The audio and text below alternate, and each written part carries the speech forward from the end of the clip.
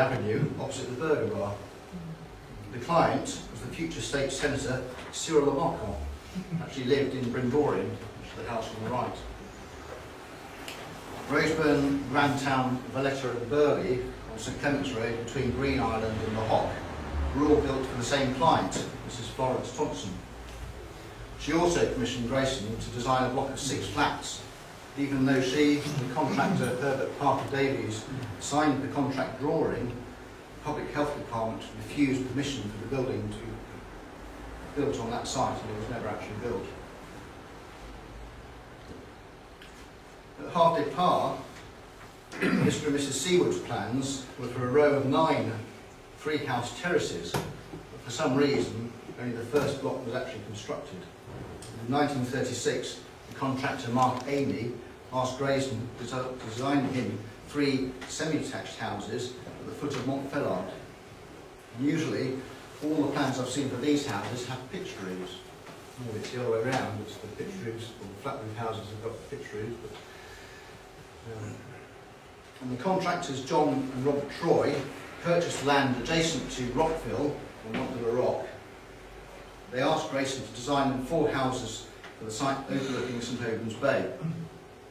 They finished in 1939, none of them were sold until the occupation, despite the adverts announcing that for £2,500 you could acquire a detached residence of distinction and charm, replete with all modern refinements such as semi-central heating, electric fires in the bedrooms, an HMV refrigerator, Argo cooker and boiler, and oak flooring throughout.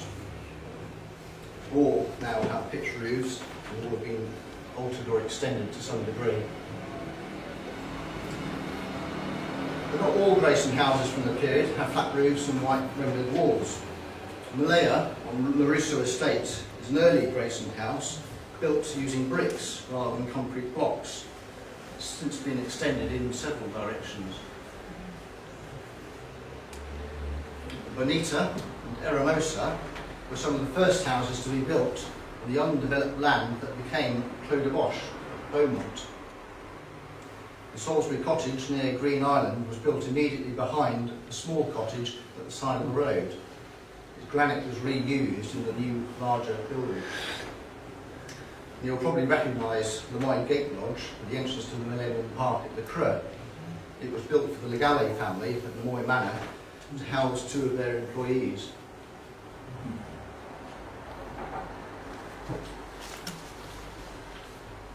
Temperley on Montcambrai was the largest house Grayson built in Jersey and had a large contract price of £7,243, 17 shillings and 8pence. It was built for Melville Walker, the director of the Overseas Trading Company at First Tower, and can be seen dominating the skyline above St Albans Bay near Millbrook. Its construction came at a time when Grayson was recovering from a serious illness which incapacitated him for nearly a year. It has 8 bedrooms, which might explain why there are reports that it was used as a brothel during the occupation.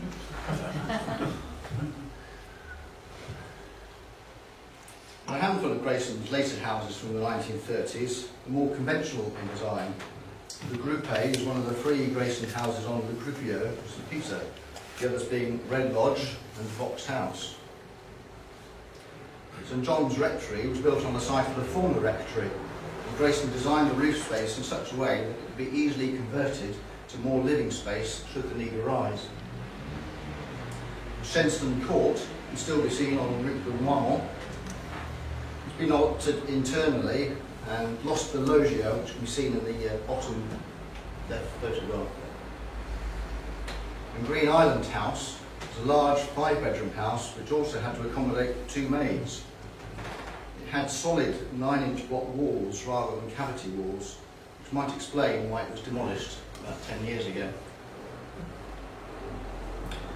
Of Grayson's commercial work, Bell Royal Motors was probably the most well known, now suddenly demolished.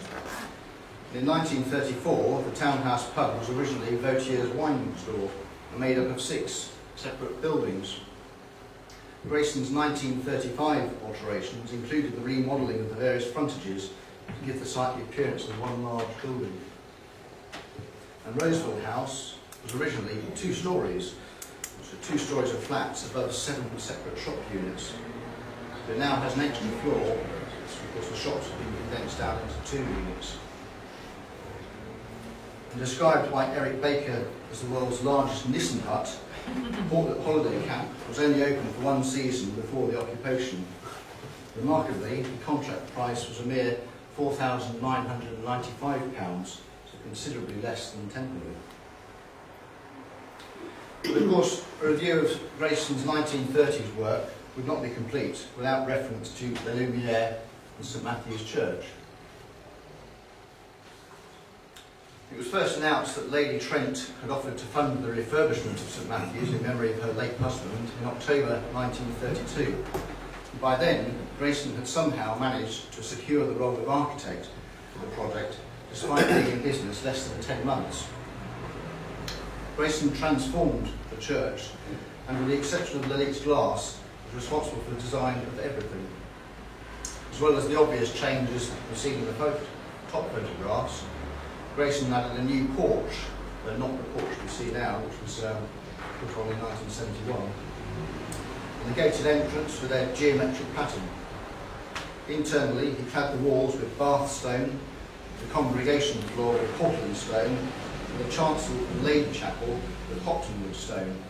Each stone panel was drawn onto the plans. Grayson added underfloor heating, a projecting balcony for the organ, and a light box so that the Lalique's 15-foot glass cross would be bathed in natural light. He reinforced the tower to allow a new peal of 8 bells to be installed, and designed all the fittings, from the pews with their umbrella stands and drip trays, to the pulpit, chairs for the church officials, the sacristy table, right down to the embroidered bookmarkers and scrolls with their lily design to complement the Lalique's glass. Work started in April 1934 and required Grayson and his assistant Dick Lesueur to fly to Paris to discuss its progress with René Lalique himself.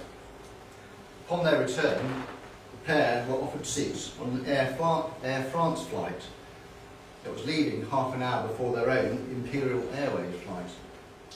Fortunate for us, they declined because the Air France flight went down the channel with the loss of all on board.